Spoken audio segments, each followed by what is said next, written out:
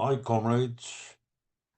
I should start by saying that Matthew and myself are standing in as co-chairs for Dave Hill, who would have done an excellent job but has had to stand aside for health reasons, and we wish him well. Comrades, first, a reassurance. Don't worry, we're not setting ourselves up as yet another self-styled mini-party. We are a united front of activists campaigning for the creation of a mass party based in the working class. Labour today is almost indistinguishable from the Tories or even Reform. It has gone further in its attacks on the working population than the Tories would have dared, freezing the old, starving children, slashing disability benefits, cutting overseas aid, spouting racist filth, colluding in genocide, and smearing those who protest with the vile accusation of anti-Semitism. Starmer boasts that he's being tough. Well, it's easy to be tough on hungry children and the poorest pensioners in Europe. He's not quite so tough when it comes to taxing the billionaires or bringing back into public ownership the rip-off utility companies. We desperately need a voice, a mass political party that stands not for the billionaire parasites, but for the 99%. And where's the base for such a party? In the 500,000 people who surged to Labour's banner in the Corbyn years, in the nearly 13 million votes for Labour under Corbyn's leadership in 2017, and even in 2019, still 10.3 million. And they were Labour's two successive highest vote totals this century. By contrast, in Starmer's so-called Labour landslide election victory last year, Labour had the support of just 20% of registered voters. Nearly half the electorate abstained, and Labour's vote dropped even below the figure in 2019. So how come is it that Labour won an overwhelming majority of seats?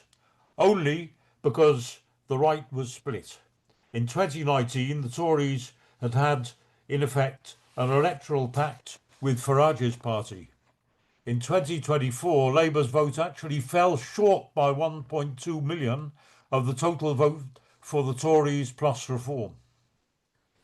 There's a crying need for a socialist alternative. In its absence, improvised pop-up parties do appear periodically, many of them revolving around seriously charismatic personalities. But a mass working class party won't be built by self-appointed leaders with pre-packaged policies in search of a rank and file. That's fine for right-wing parties. All they need is a couple of billionaires and a media conglomerate. But it's no way to establish a party of the 99%. Now, John McDonnell is calling, belatedly, for a leadership challenge. But that's after Labour's membership has slumped to simply a trickle, and after whatever remaining democratic rights of the members have been snuffed out. The Labour bureaucrats who willfully sabotaged the election campaigns in 2017 and 2019 will never again repeat their arrogant blunder of 2015, when they deluded themselves that by throwing wide open the voting franchise, their chosen candidate would win. So what are the prospects for the creation of a new mass party?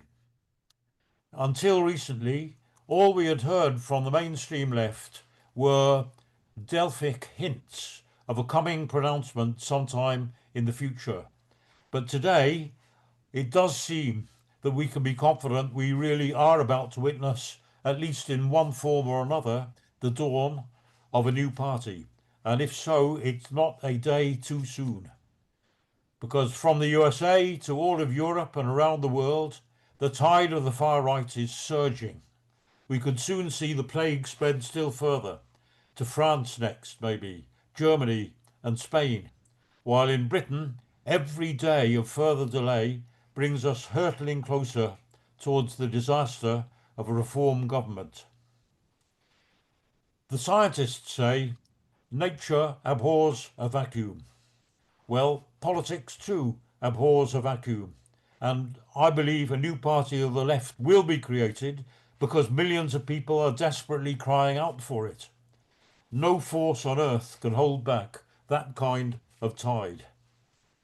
Now, we're proud to have on our platform tonight comrades who have a proven record as so inspirational socialist campaigners. But this meeting, again, I can assure comrades, it's not going to be yet another performance of top-down sermons from on high to a passive audience.